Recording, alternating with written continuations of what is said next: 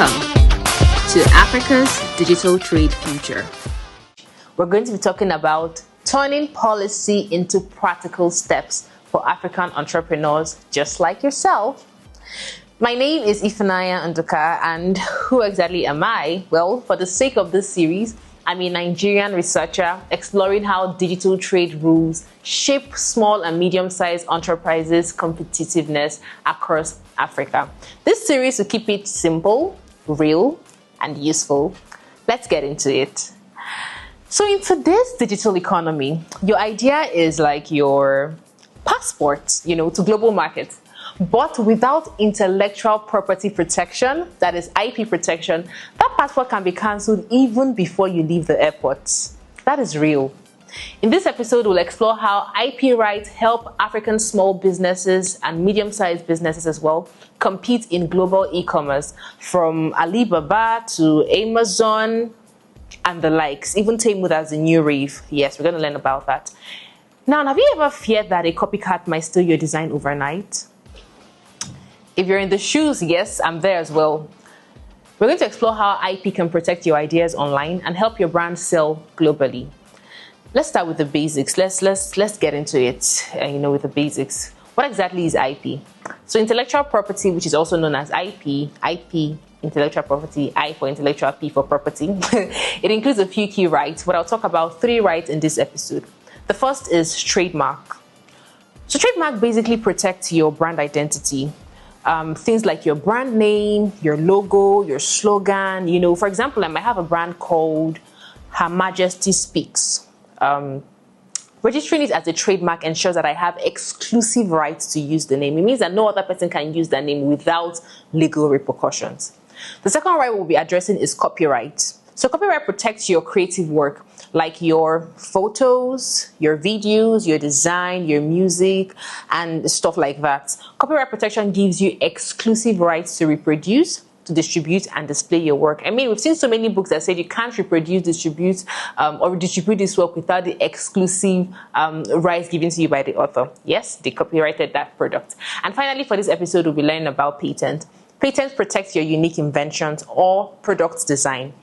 Say, for example, you invent a novel data analytics and visualization tool, a tool that provides maybe unique insights or improved decision-making processes for businesses, for organizations. Patent will prevent others from replicating your unique processes or product. So these rights basically give you legal protection against copycats. But most importantly, they help you build trust in a digital marketplace.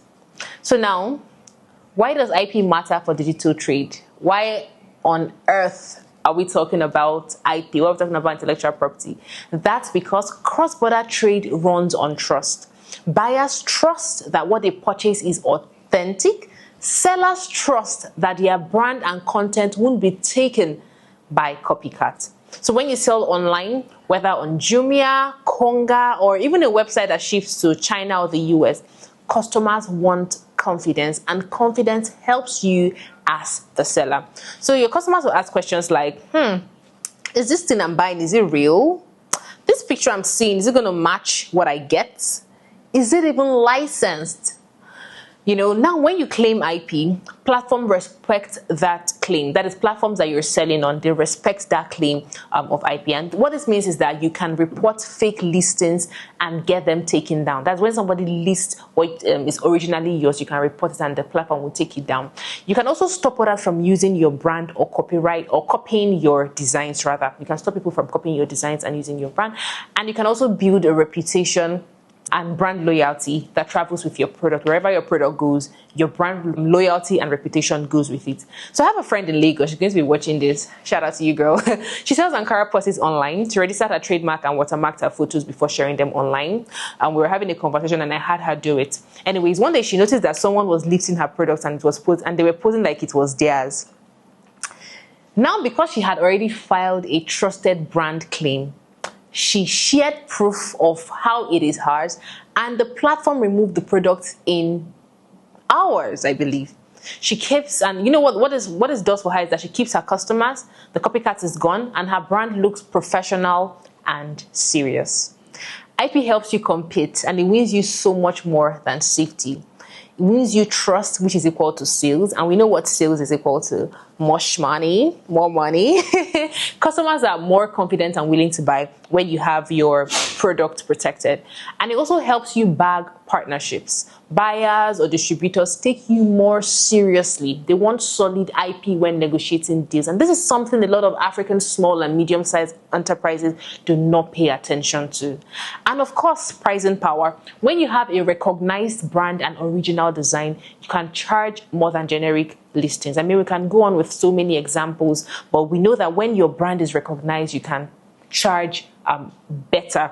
Now, guys, as we round off, here's a quick checklist you can act on this week.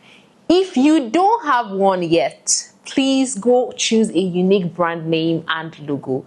I mean, you're watching this video, so definitely you're not going to be a copycat. So choose a unique brand name and logo. Register a trademark in your country, wherever it is. Find out how it's done and get it registered. Watermark your product photos before posting online. My friend got her product authenticity verified because she had watermarked it. I mean, that is basic copyright protection.